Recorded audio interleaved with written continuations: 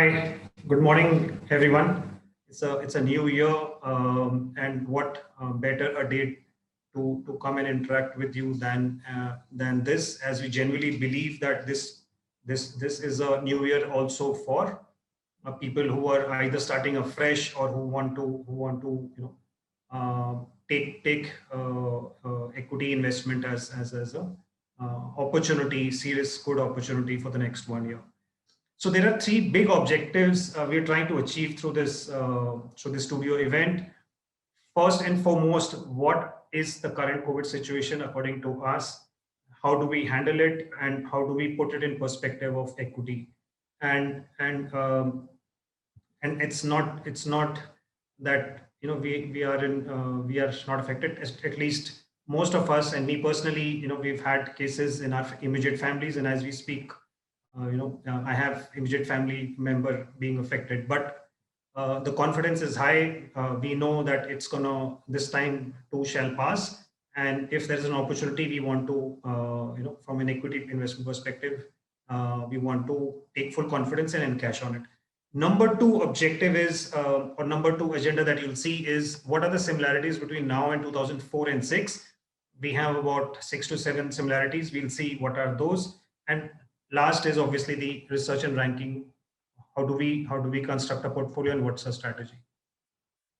So let's move on to the first part, which is the current COVID situation.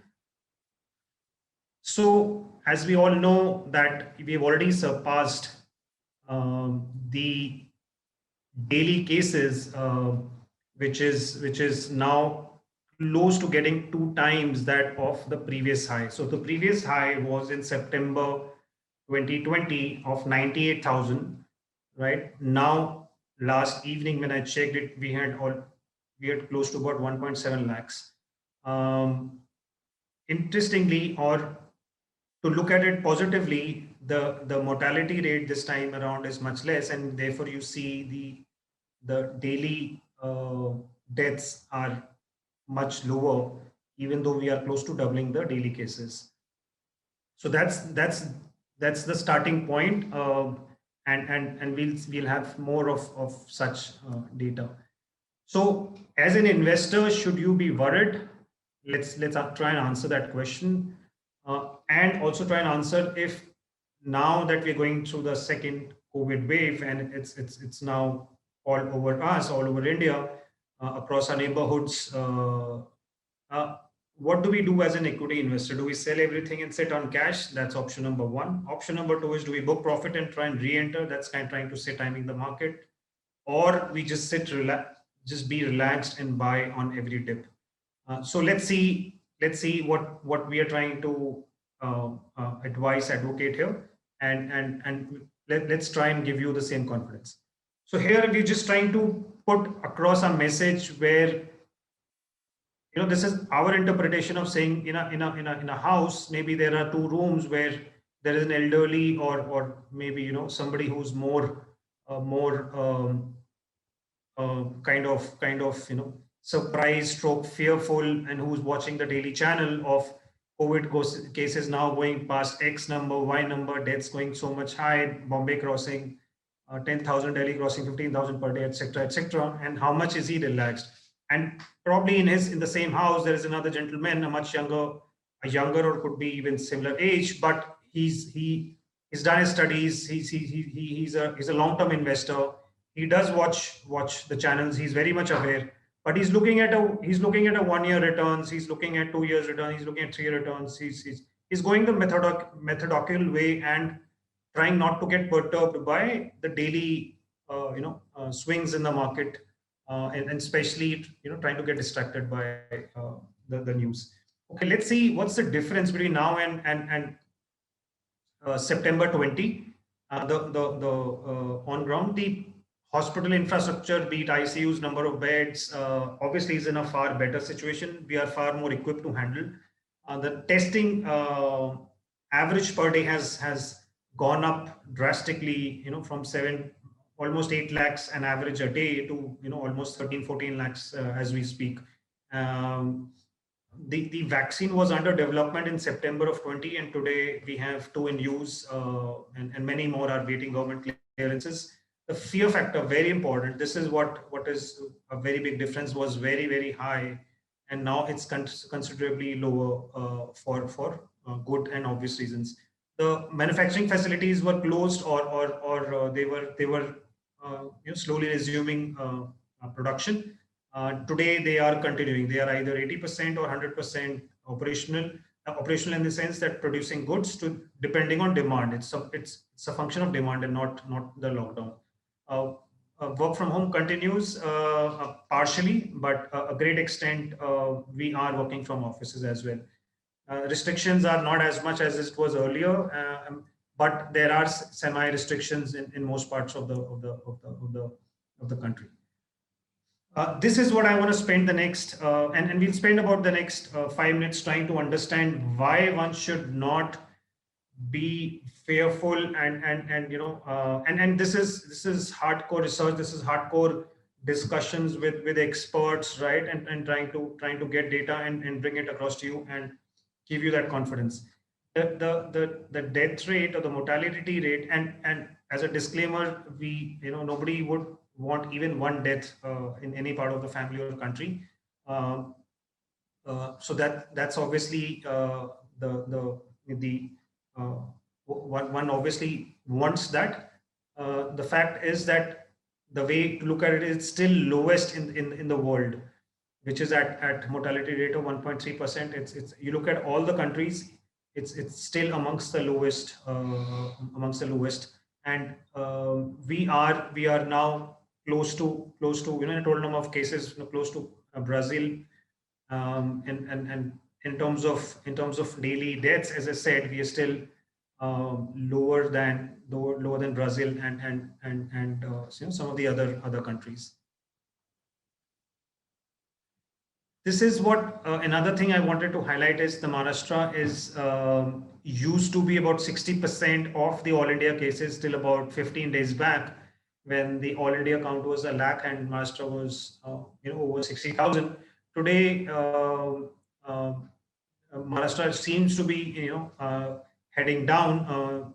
At least it seems to be peaked out, while the all India cases have gone up, and therefore Maharashtra's share has come down to less than 40. But the larger point I'm making is that if we control a couple of states, which is Maharashtra, UP, Chhattisgarh, Karnataka, Delhi, a good two-thirds of these cases would be addressed. And that is how one should look at it. And Maharashtra alone contributes 14% of India's GDP. So yeah, definitely that's a big impact to the extent that Maharashtra would production comes. This is in terms of the vaccine coverage that we have had so far, and right up is Israel, where 61% of Israeli population has been vaccinated. Now this could be one dose, it could be two doses, or it could be just the one dose, which is enough. In some brands, they just advocate one. US, UK, all of these countries have got more than 30% of the population getting vaccinated. While in India, we are at 7%. It's not a bad number. 7% is about 10 crore. We should be in that 30-35% population getting vaccinated, maybe in the next maybe in a couple of months from now. This is another statistic I wanted to bring across to you, which says that in terms of vaccination, Rajasthan is doing well when it comes to Rajasthan and Gujarat, both when it comes to 60% plus of the population getting vaccinated. And believe me, and I'll show it to you in subsequent slide, why this is the most vulnerable section in the country. So Rajasthan is doing a good job. 60% of the 60% plus population over there has got vaccinated. Gujarat follows very closely, and there are a couple of other states like Chhattisgarh, Himachal, who are right up there. And as we saw, one of the reasons why Maharashtra is kind of having more cases, and also some of the southern states, you look at the bottom the bottom bucket, where you see 30% in Maharashtra and sub 20% in most of the other states where the vaccination percentage is there, which is lower. Now, this is where I wanted to draw your attention is that, and this is just a sample, Mumbai, taking Mumbai as a case study. The number of deaths that have happened between a fortnight, which is about 377. Out of that, 286 were, or 76% of those were people who were 60 plus years of age. There were another 21% of the people who were in the age bracket of 40 to 60, right? And a good chunk of it, a majority of it had comorbidities. So the larger point I'm making is that 87%, which is 97%, which is 76 and 21 of the people who have had to go the hard way, which is the mortality rate, is from sections which is 60 plus or the people having comorbidities. So if you look at the mortality rate, which is about 1.3%, but if you look at the incremental mortality rate, which is 0.6%, and I'm saying incremental, it means the mortality rate which has been there in the last month or so. If I remove the population which is 60 years of age or more, which is 75%, the mortality rate comes down to as low as 0.15%. And just let me give you another statistic which I heard from a leading industrialist last evening, was that we had about 7.5 lakh 7.3 odd deaths on a monthly basis before COVID struck, right? And how much has been added to that is 13,000 per month. So that 7.3 would have become 7.43 or thereabouts, right? So that's 98% of the deaths still occur for other reasons. It's only that 1% or which is due to COVID. But it's just the attention that is COVID is getting today. This is again I took from a doctor, and this is live, and you can go and check it for yourself. Where Dr. Sujay Shad of Gangaram Hospital in Delhi, a very big hospital there, they all the 500 doctors at some stage or the other would have got exposed because they have been dealing with COVID patients right from March of last year. 37 of them got infected, right? Even though they had taken the vaccine, while the other 93% are safe and sound, they have not got infected. And this is how the vaccines are also claiming their efficacy rate. So the question I'm posing to you is this: how do you interpret the 93% efficacy rate? Do we see it and this is not, there are two ways of looking at it. This is out of every 100, 93 will get COVID and 7 will not get it. It's not like that. It is each individual will have a 93% chance of getting a COVID or not getting a COVID. So it's up to us. How do we look at that statistics? Is it the positive way of saying, if I take the vaccine, I have a high chance, 93% chance of not getting? Or do we look at it the other way, which is I still get a 7, there's still a 7% chance. Why even take that chance?